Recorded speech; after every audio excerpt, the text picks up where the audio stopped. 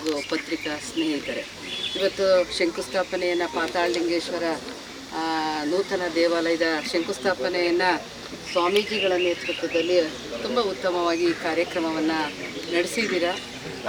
ಈ ಕಾರ್ಯಕ್ರಮಕ್ಕೆ ನನ್ನನ್ನು ಬರಬೇಕು ಅಂತ ಹೇಳಿದರು ಯೋಗೇಶ್ ಅವರು. ನಾನು ಬರೋಕ್ಕಾಗಲ್ಲ, ನಾನು ಎನ್ ಆರ್ ಪುರಕ್ಕೆ ಹೋಗ್ತೀನಿ ಅಂದೆ. ಆದರೆ ನೆನ್ನೆನೇ ನಾವು ಎನ್ ಆರ್ ಪುರಕ್ಕೆ ಹೋಗಿ ಬಂದಿರೋದ್ರಿಂದ ನಾನು ಈ ಕಾರ್ಯಕ್ರಮಕ್ಕೆ ಬರಬೇಕು ಅಂತ ಹೇಳಿ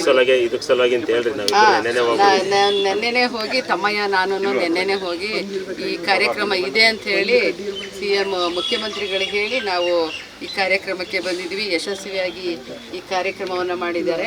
ಇವತ್ತು ಹಿರೇಮಗಳೂರು ಅಂತಂದರೆ ಹಿರೇಮಗಳೂರು ಅಂತ ಹೇಳ್ತಾರೆ, ಚಿಕ್ಕಮಗಳೂರು ಮತ್ತು ಹಿರೇಮಗಳೂರು ಅಂತ. ಇಲ್ಲಿ ದೇವಸ್ಥಾನಗಳ ಒಂದು ಎಲ್ಲ ನೋಡಿ, ಇವಾಗ ಕಲ್ಯಾಣಿ ಇದೆ, ಕಲ್ಯಾಣಿ ಭಾರಿ ಚೆನ್ನಾಗಾಗಿದೆ.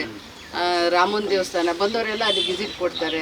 ಈಗ ಇಲ್ಲೂ ಈ ದೇವಸ್ಥಾನ ನಾವು ಟಿ ನರಸೀಪುರಕ್ಕೆಲ್ಲ ಹೋಗೋದೇ ಬೇಡ, ಇಲ್ಲೇ ನೋಡ್ಬೋದು ಅಂತ ಅಂದರು. ಹಾಗಾಗಿ ಈ ಒಂದು ದೇವಸ್ಥಾನವನ್ನು ಅತ್ಯುತ್ತಮವಾಗಿ ಶಿಲ್ಪಿಗಳು ಸಹ ಇಲ್ಲಿ ಆಗಮಿಸಿದ್ದಾರೆ.